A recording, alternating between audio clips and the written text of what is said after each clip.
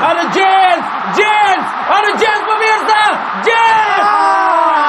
이 선수들을 동기부여시켜서 새로운 도약의 길로 가야 될 것이 그런 변화된 시점이 필요한 시기. Dilansir web fiksi Garuda, dikabarkan bahwa mantan pelatih timnas Vietnam, Park Hang-seo, angkat bicara soal hasil laga panas antara timnas Indonesia U23 kontra Malaysia U23 di ajang Piala AFF U23 2025. Meski pertandingan berakhir imbang 0-0, Park secara terbuka memuji permainan bersih dan penuh semangat yang ditunjukkan para pemain Garuda Muda. Sebaliknya, ia melontarkan kritik tajam kepada Malaysia yang menurutnya kembali menunjukkan wajah lama, bermain keras, cenderung kasar, bahkan berusaha mencederai lawan. Indonesia bermain sangat tenang dan sportif. Mereka fokus membangun serangan dan tetap mengontrol tempo tanpa emosi. Itu sepak bola modern, ujar Park dalam wawancara dengan media Korea Selatan usai menyaksikan pertandingan.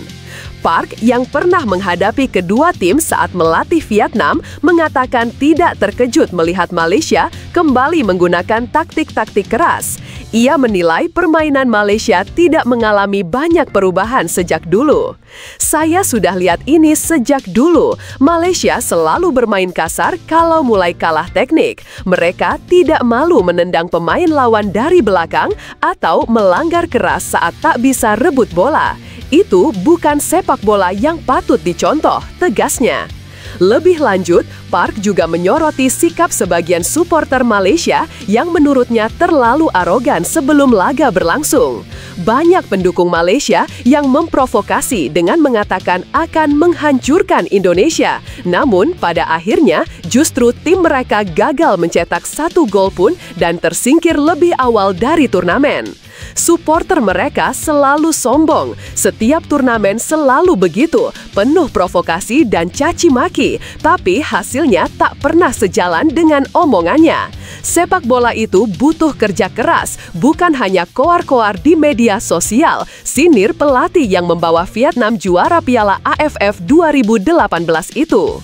Park menyebut Indonesia layak mendapat tempat di semifinal karena bermain dengan mental juara dan etika olahraga tinggi. Ia juga menyebut pelatih Gerald Van den Berg telah membawa filosofi sepak bola positif yang terlihat dari cara Indonesia bermain. Indonesia pantas lolos. Mereka punya fondasi tim yang kuat dan para pemain muda seperti Jens Raven dan Cahya Supriyadi punya masa depan cerah. Saya rasa Indonesia bisa melangkah jauh di turnamen ini jika terus konsisten, tutupnya.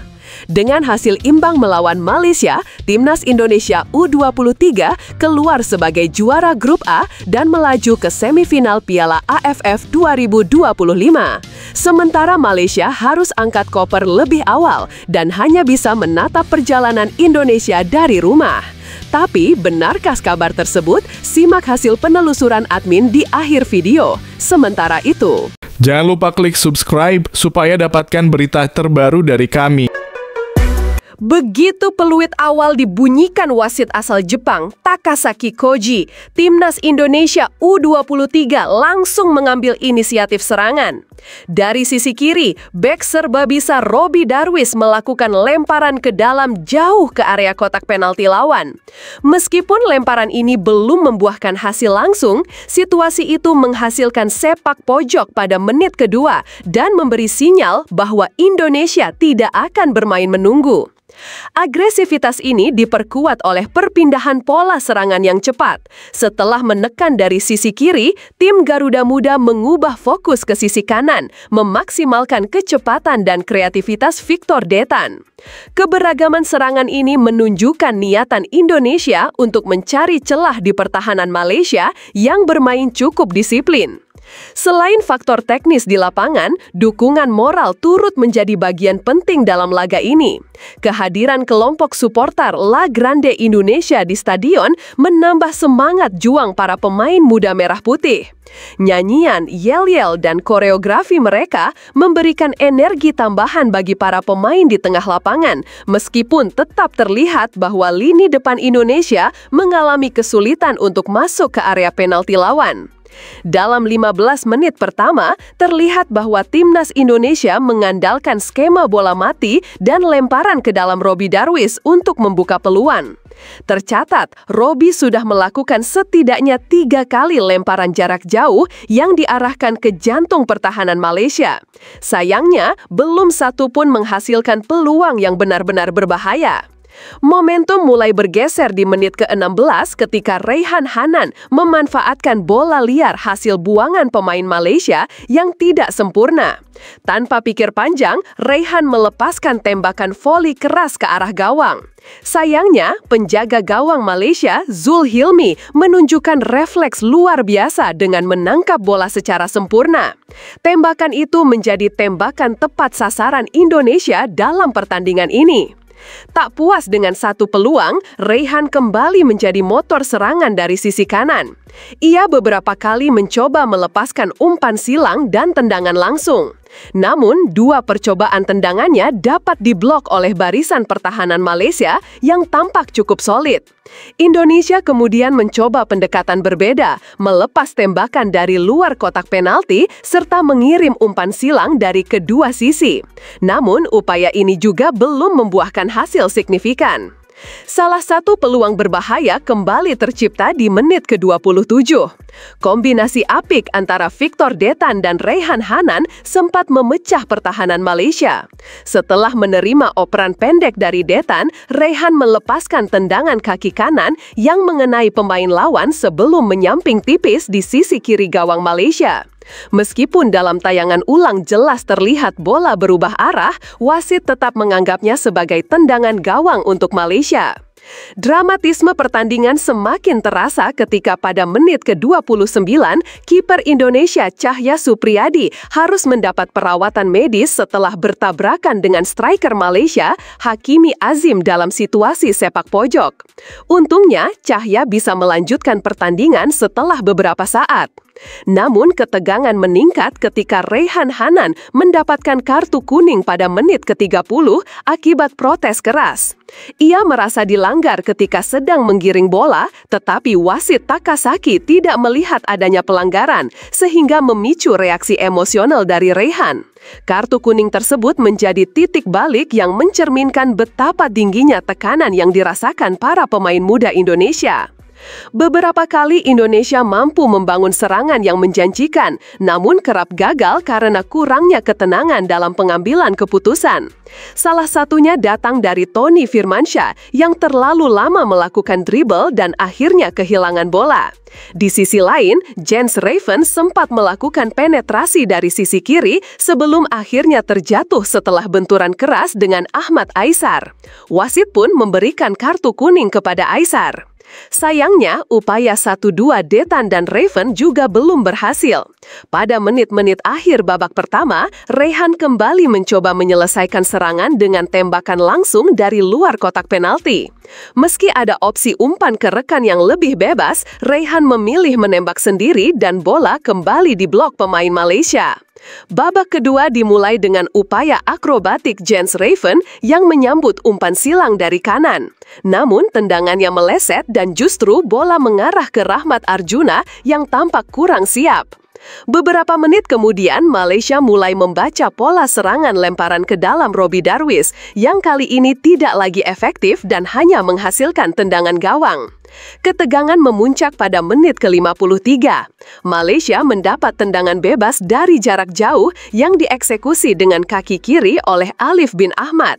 Bola meluncur deras ke gawang, namun Cahya Supriyadi melakukan penyelamatan krusial dengan menepis bola keluar lapangan.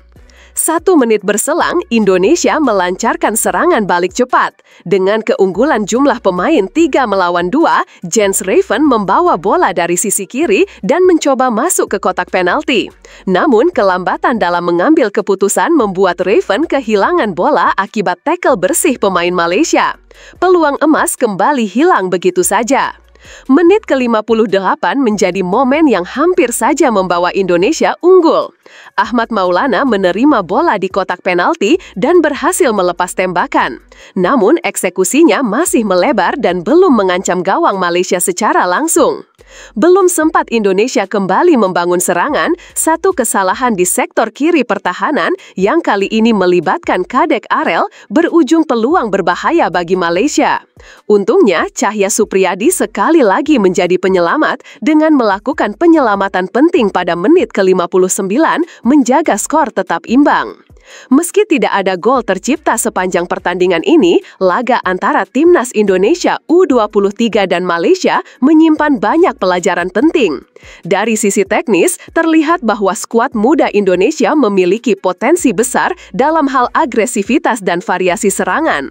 Namun, masih terdapat beberapa kelemahan yang harus dibenahi, seperti kurangnya efektivitas penyelesaian akhir, pengambilan keputusan individu yang tergesa-gesa, dan komunikasi antar pemain yang perlu ditingkatkan. Ketangguhan Cahya Supriyadi di bawah Mistar patut mendapat apresiasi tinggi. Beberapa penyelamatan pentingnya membuat Indonesia tetap kompetitif hingga akhir laga. Di sisi lain, Raihan Hanan menjadi figur sentral dalam serangan meskipun beberapa keputusannya menuai kritik.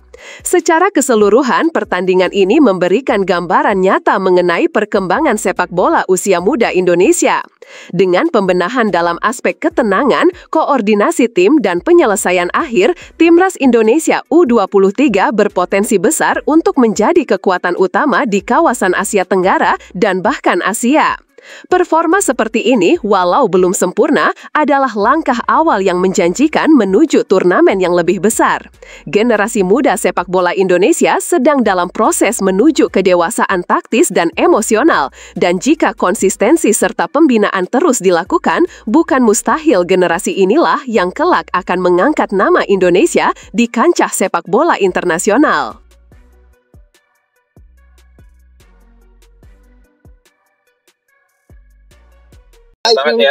Timnas Indonesia U23 bakal menghadapi tantangan berat saat bertemu Malaysia di laga terakhir fase grup H Piala AFF 2025. Pertandingan akan berlangsung di Stadion Utama Gelora Bung Karno nanti malam. Partai ini sangat menentukan karena akan menjadi penentu siapa yang lolos ke semifinal dari grup A. Indonesia kini berada di puncak klasemen sementara dengan 6 poin dari 2 kemenangan beruntun. Bagi Garuda Muda, hasil imbang telah cukup untuk mengamankan tiket keempat besar sebagai juara grup. Namun, Malaysia berada dalam posisi terjepit dan wajib menang guna menjaga asa lolos. Dukungan puluhan ribu supporter diharapkan bisa memenuhi Stadion GBK untuk memberikan semangat langsung kepada Garuda Muda. Kehadiran supporter akan menjadi energi tambahan dalam duel tersebut. Indonesia sebelumnya menekuk Filipina 1-0, sementara Malaysia bangkit dengan kemenangan besar 7-1 atas Brunei. Kemenangan tersebut menjadi modal penting bagi Harimau Muda dalam menantang tuan rumah. Persaingan antara Indonesia versus Malaysia selalu menyita perhatian dan pertandingan kali ini dijamin penuh tensi.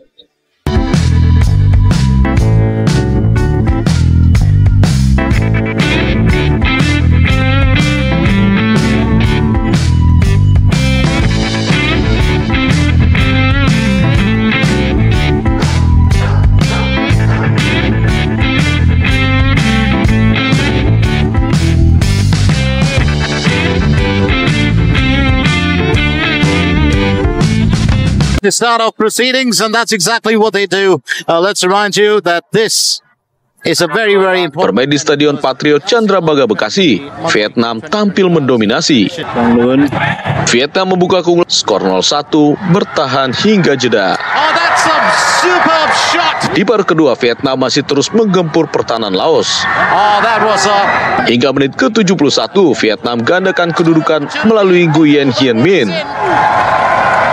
It was a long time coming in Vietnam. Youth Academy of Top. Jelang waktu normal usai, Nguyen Hien Minh kembali catatkan namanya di papan skor. Skor 0-3 bertahan hingga usai. Go into the action. Bermain di stadion yang sama, Timnas Thailand U23 langsung tampil impresif saat bersua Timnas Timur Leste U23. And of course, looking to get ahead. Thailand langsung menguasai permainan sejak awal pertandingan. The captain with the assist in an effort. Mereka membuka keunggulan pada menit ke-14 melalui Yustakor Burang. Stay in. Oh, that's a bullet from the head. And Timor Leste coba tingkatkan serangan, namun di menit 40 mereka harus kembali kebobolan. Kali ini melalui Tanawut Pochai. Skor 0-2 bertahan hingga jeda. Thailand have got their third goal. Di babak kedua, dominasi Thailand belum reda. Go back again. Menit 50, giliran Seksan Ratri yang mengubah skor menjadi 0-3. Got a trickle in. Menit ke-74, Thailand kembali menambah pundi golnya. He's very fond of. Kali ini melalui Chawan Wichello. Skor 0-4 bertahan hingga usai. Another goal for certain. Performance, and our referee, of course, will bring this game to an end.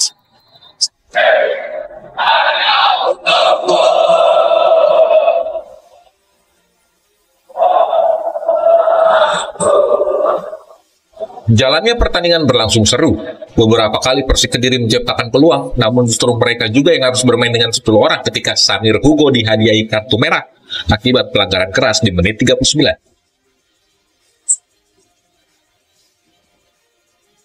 Hingga waktu jeda, tidak ada gol yang tercipta dengan skor 0-0 masih belum berubah.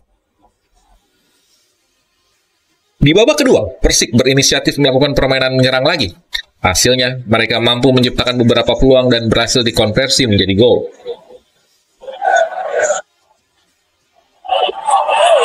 Pada menit ke-65, Pedro Matos berhasil mencetak gol setelah memanfaatkan bola muntah.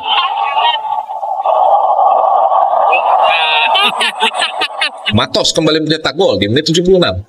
Ia menyambar bola liar yang mengenai mistar gawang sekaligus menjadikan skor 2-0. Skor ini pun bertahan hingga pertandingan selesai. Kasubid Penmas Polda Metro Jaya AKBP Reonald Simanjuntak menyatakan penyelidikan kematian diplomat muda Kementerian Luar Negeri terus berjalan dan masih menunggu hasil pemeriksaan laboratorium forensik. Hasil pemeriksaan diperkirakan keluar sekitar 6 hari ke depan, mengingat pemeriksaan laboratoris membutuhkan waktu sekitar 2 pekan. Hingga saat ini penyelidik telah meminta keterangan dari 5 orang saksi, diantaranya 2 rekan kerja korban berinisial VD dan DMS, penjaga kos berinisial S, tetangga kos berinisial FM, dan istri korban berinisial MAP. Selain itu, tim psikologi forensik juga telah melakukan pemeriksaan lanjutan untuk mendalami penyebab kematian korban. Hasil pemeriksaan dari lapor kurang lebih kemarin 7 hari, berarti 6 hari lagi. Ya, masih 6 hari lagi. Ya, karena memang pemeriksaan lapor itu memang membutuhkan waktu minimal 2 minggu. Ya, minimal 2 minggu. Kemudian pada kesempatan yang baik ini penyelidik juga sudah melakukan pemeriksaan penyelidik terhadap 5 orang, ya, sudah melakukan pemeriksaan terhadap 5 orang. Yang pertama VD, inisial VD, rekan kerja dari korban ADP. Kemudian yang kedua DMS, ya, dengan inisial DMS, rekan kerja ADP. Yang ketiga inisial S, ya, ini penjaga kos dan saksi yang pertama kali menemukan korban sudah tidak bernyawa di dalam kamar, ya. Yang keempat FM, ya, ini merupakan rekan atau tetangga kos dari korban ADP, ya. Dan yang kelima MAP, merupakan dari istri korban ADP. Polda Metro Jaya menegaskan akan terus menggunakan pendekatan scientific crime investigation untuk mengungkap kasus ini secara komprehensif dan profesional. Polda Metro Jaya menangkap 3 pelaku pembunuhan terhadap seorang perempuan di Desa Cibogo, Kecamatan Cisauk, Kabupaten Tangerang, Banten pada Rabu 16 Juli lalu. Selain pelaku, penyidik Polda Metro Jaya juga telah mengamankan sejumlah barang bukti saat dilakukan olah tempat kejadian perkara atau TKP.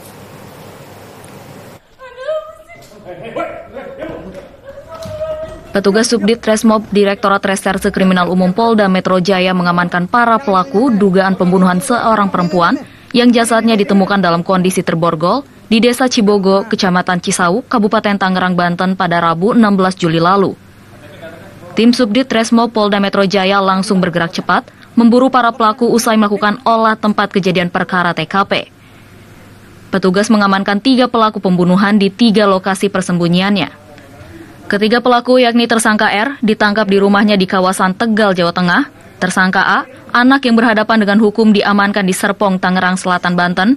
Dan tersangka berinisial I ditangkap di Kabupaten Bogor, Jawa Barat.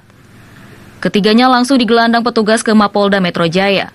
Selain menangkap ketiga tersangka, petugas juga mengamankan sejumlah barang bukti saat olah TKP. Berawal dari adanya penemuan mayat di Cisauk, Tangerang Selatan, kami dari Subdit Resmob Polda Metro Jaya melakukan serangkaian olah TKP. Kemudian ditemukan adanya kejanggalan daripada korban atau mayat tersebut, di mana korban dalam keadaan terborgol. Sehingga kami menduga bahwa korban tersebut merupakan korban pembunuhan. Setelah itu kami melakukan penyelidikan dan ditemukan terdapat persesuaian pada pakaian korban sesuai dengan laporan orang hilang pada tanggal 7 Juli tahun 2025. Kemudian kami melakukan identifikasi kembali dan melakukan serangkaian penyelidikan, dan kami dapat mengantongi identitas tersangka dalam waktu kurang dari 12 jam. Saat ini penyidik masih fokus memeriksa para tersangka guna mendalami motif ketiga pelaku hingga tega membunuh korban. Kepala Kepolisian Daerah Jawa Barat Irjen Pol Rudi Setiawan bersama jajarannya melakukan olah tempat kejadian perkara di Pesta Rakyat di Pendopo, Kabupaten Garut yang menyebabkan 3 orang tewas, 1 diantaranya anggota Polri. Kapolda Jabar mengecek langsung gerbang utama tempat insiden warga berkerumun dan berdesak-desakan. Kemudian alur pembagian makanan gratis yang dilakukan sejak Jumat malam hingga Sabtu dini hari. Kapolda Jabar juga menanyakan langsung ke sejumlah petugas keamanan dari unsur Polri maupun Satpol PP Kabupaten Garut terkait sistem pengamanan mulai dari gerbang masuk warga dan keluar kawasan pendopo, termasuk jalur kendaraan saat mobil ambulans membawa korban. Kepolisian melakukan pendalaman dengan investigasi tentang insiden kegiatan pesta rakyat yang menyebabkan 2 korban jiwa warga dan 1 anggota Polri. Irjen Pol Rudi Setiawan mengatakan penyelidikan dilakukan untuk mengungkap ada tidaknya unsur kelalaian dan pihak yang harus bertanggung jawab dalam insiden tersebut.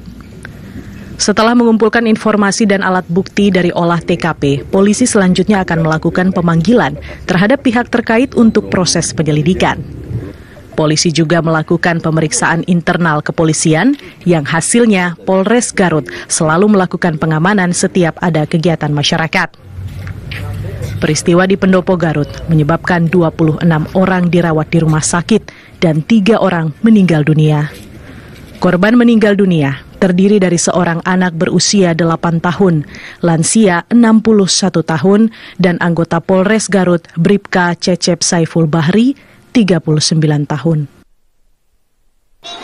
Bupati Garut Abdusi Syakur Amin memastikan pemerintah Kabupaten Garut menanggung seluruh biaya pengobatan korban luka akibat kericuhan pada acara Pesta Rakyat yang menjadi rangkaian acara pernikahan Wakil Bupati Garut dan anak Gubernur Jawa Barat di Pendopo Garut, Jawa Barat. Selain menanggung biaya pengobatan, pemerintah Kabupaten Garut juga memberikan santunan kepada ahli waris korban yang meninggal dunia. Abdusi menyatakan peristiwa tersebut telah mendapatkan penanganan termasuk pengamanan area menghentikan acara. Abdusi menekankan pihaknya akan melakukan evaluasi agar peristiwa tersebut tidak terulang kembali. Dalam peristiwa kericuhan itu, tercatat 26 orang terluka telah mendapat penanganan di rumah sakit dan sebagian telah dipulangkan. Kericuhan juga mengakibatkan 3 orang meninggal dunia, 1 diantaranya merupakan anggota Polri yang bertugas di Polres Garut. Warga yang menjadi korban dalam kericuhan di acara Pesta Rakyat pernikahan itu karena berdesak-desakan sehingga kekurangan oksigen. Bupati Garut Abdusi Syakur mengungkapkan acara Pesta Rakyat itu mendapat sambutan antusias yang tinggi dari warga untuk ikut hadir.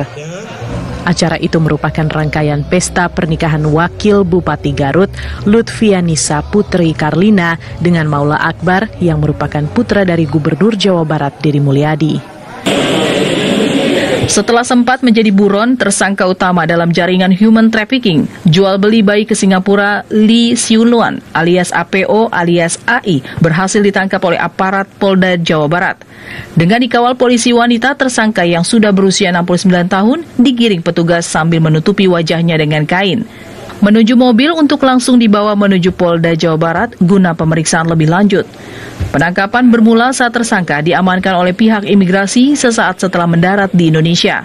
Melalui Bandara Soekarno-Hatta, Tangerang, Banten pada Jumat siang, tersangka yang tiba dari Singapura dengan maskapai Batik Air dengan nomor ID 7154 kemudian langsung diamankan petugas karena masuk dalam daftar pencekalan. Lee menjadi tersangka ke-14 yang berhasil diamankan dari 16 orang tersangka yang sudah ditetapkan menjadi tersangka oleh pihak kepolisian. Direktur Kriminal Umum Polda Jawa Barat, Kombes Surawan, menjelaskan bahwa otak dari kejahatan penjualan bayi atas nama Lee Siu Luan berhasil diamankan pihak imigrasi saat melewati tempat pemeriksaan imigrasi. Kemudian tersangka diserahkan untuk menjalani pemeriksaan. Tersangka atas nama Lee Siu Luan, ya, ini merupakan tersangka utama kita yang memang kita cari, merupakan tersangka utama sindikat perdagangan bayi. Jadi yang bersangkutan baru pulang dari Singapura, diamankan oleh rekan-rekan dari imigrasi. Tentunya kita mengucapkan terima kasih kepada Pak Jadi, Pak KTPI yang sudah mengamankan salah satu tersangka kita. Berarti saat ini sudah ada berapa tersangka Pak yang diamankan, Pak? Nah, total kita semua ada 14 tersangka yang sudah kita amankan. Berdasarkan keterangan pelaku, mereka sudah melakukan penjualan bayi sejak 2023. Sebanyak 25 bayi berhasil dijual ke Singapura dalam kurun waktu tersebut. Sementara polisi telah menetapkan 16 orang tersangka, 14 diantaranya sudah ditangkap dan 2 orang tersangka masih buron. Bayi Jawa Timur yang membawa paksa dan menyekap pegawai finance dari sebuah gedung bank di Jalan Basuki Rahmat, Kota Surabaya, Jawa Timur. Dalam video yang beredar di media sosial terlihat, pegawai finance dibawa oleh ormas dengan memiting lehernya, lalu dimasukkan ke dalam sebuah mobil dan dibawa pergi. Akibat viralnya video tersebut, di media sosial, petugas Satreskrim Polrestabes Surabaya langsung menangkap 5 orang anggota organisasi masyarakat di Surabaya, setelah korban melaporkan insiden ini ke pihak berwajib. Kemudian polisi langsung melakukan penyelidikan. Hasilnya, 5 anggota ormas ditetapkan sebagai tersangka. Kasat Reskrim Polrestabes Surabaya AKBP Edi Herwianto menjelaskan, korban disandra di dalam sebuah kantor ormas, pihak finance menarik truk yang mengalami peninggalan pembayaran. Lalu pemilik truk meminta bantuan ke ormas untuk menarik kembali truk yang telah diamankan oleh pihak finance. Kepala BOT, yaitu finance BOT, telah dibawa oleh beberapa orang, dari 5 orang, telah kantornya, dan dengan beberapa intimidasi. Intinya bahwa yang bersangkutan diminta untuk menyerahkan kendaraan yang telah disita atau ditarik oleh SPS, karena dengan alasan bahwa BOT menarik kreditnya macet. Nah, sedangkan 5 orang tersebut sebenarnya juga bukan sebagai pemilik kendaraan tersebut, sehingga dia tidak ada hubungan hukum antara korban dengan BOT. Saat ini kelima pelaku telah ditahan di Mapol Restabes Surabaya dan terancam dijerat pasal tindak pidana perampasan kebebasan dan ancaman kekerasan. Belasan unit mobil pemadam kebakaran dikerahkan ke kawasan permukiman padat penduduk di Jalan Kutilang, Bukit Duri, Jakarta Selatan pada Sabtu pagi untuk memadamkan api. Asap pekat membumbung tinggi ditambah hembusan angin yang kencang membuat kobaran api semakin cepat merambat dari satu rumah ke rumah lainnya. Kebakaran diduga terjadi sekitar pukul 6.20 waktu Indonesia Barat dan proses pendinginan berlangsung hingga pukul 7.15 waktu Indonesia Barat. 4 orang anak masing-masing berusia 13 tahun, 7 tahun, 4 tahun, dan 3 tahun ditemukan meninggal dunia di lantai 2 salah satu rumah yang terbakar. Sementara orang tua korban berhasil selamat setelah menerobos asap pekat dengan melompat jendela. Ketua RW setempat mengatakan kebakaran diduga akibat percikan api dari kabel yang mengalami korsleting listrik. Kronologi awalnya itu kabel ke bawah, terus ada kabel ke bawah, terus bawahnya itu motor gitu. Jadi ada percikan dari itu, percikan kabel kena motor, timbullah api gitu. Jadi itu kenanya rumah itu 4. Para korban kebakaran telah dibawa ke RSCM. Kebakaran di Bukit Duri mengakibatkan 27 orang mengungsi di tenda pengungsian sementara yang berada di lapangan RW 01. Kerugian materi diperkirakan mencapai 674 juta rupiah. Kiman padat penduduk di Jalan Kutilang, Bukit Duri, Jakarta, 4 orang meninggal dunia. 4 korban merupakan satu keluarga. Satu persatu korban dievakuasi. Namun akses yang sulit membuat proses evakuasi terkendala. Keempat korban telah dievakuasi ke Rumah Sakit Polri Kramat Jati, Jakarta. Kasih Operasi Gul Karmat Jakarta Selatan, Trianto, mengatakan dugaan awal penyebab kebakaran terjadi akibat hubungan arus pendek listrik. Sulitnya akses dan sumber air menjadi kendala proses pemadaman. Tadi informasi terakhir update ya bahwa korban meninggal itu ada 4 orang dan sementara sudah dibawa ke rumah sakit. Pak, ya untuk dugaan sementara kebakaran ini hingga terjadi kebakaran? Untuk dugaan masih dalam penyelidikan ya, tapi tadi kita mendapat beberapa informasi dari warga bahwa diduga awal karena fenomena kelistrikan. Kasus kebakaran di permukiman padat penduduk di Jalan Kutilang, Bukit Duri, Jakarta ditangani Polsek Tebet, Jakarta Selatan guna memastikan penyebab pasti kebakaran. Wakil Menteri Luar Negeri Arif Hafaz Ogroseno menjelaskan, sebelum tarif tersebut berlaku pada 1 Agustus 2025, tim negosiasi dari Menteri Koordinator Bidang Perekonomian Erlangga Hartarto masih mengusahakan untuk menurunkan tarif. Arif juga menjelaskan, klaim Presiden Trump yang menyebut mendapatkan akses penuh tanpa biaya ke Indonesia. Wamenlu menyebut produk-produk tersebut bukanlah produk yang digunakan sehari-hari. Ia mengingatkan perhitungan tarif 0% produk Amerika yang masuk ke Indonesia harus dilihat dari jenis produknya. Ya kan masih ada waktu 2 minggu, masih ada pembicaraan ya. So far sudah turun dari 32 jadi 19 dan dalam waktu 2 minggu ini sedang diusahakan oleh timnya Pak Erlangga. Sebelumnya besaran tarif 19% disebut Presiden Donald Trump sebagai kesepakatan perdagangan yang telah dicapai antara pemerintah AS dan Indonesia. Di sisi lain, Presiden Trump menilai produk-produk asal Amerika Serikat tidak akan dikenakan tarif apapun atau 0% saat masuk ke Indonesia. Wakil Menteri Luar Negeri Arif Hafaz Ogroseno menanggapi kekhawatiran sejumlah pihak terkait kesepakatan antara Presiden Prabowo Subianto dan Presiden Amerika Serikat Donald Trump yang mencakup tarif 0% untuk barang asal Amerika Serikat. Kekhawatiran tersebut tidak perlu dibesar-besarkan karena secara faktual barang-barang produksi AS jarang ditemukan di pasar Indonesia. Wamen menegaskan bahwa akses penuh bagi produk AS tidak otomatis berarti akan terjadi lonjakan impor dan faktor harga tetap jadi penentu utama. Produk Indonesia, produk Amerika yang masuk ke Indonesia ini kan ya hanya yang besar ya, hanya kedelai, kemudian gandum. Setelah ditelusuri oleh admin, berita pertama tadi hanya karangan ya guys. Tujuannya untuk edukasi penonton karena mulai marak berita karangan yang menyebar di YouTube. Penulis juga sudah memperingatkan agar hati-hati sebelum menyebarkan video ke masyarakat.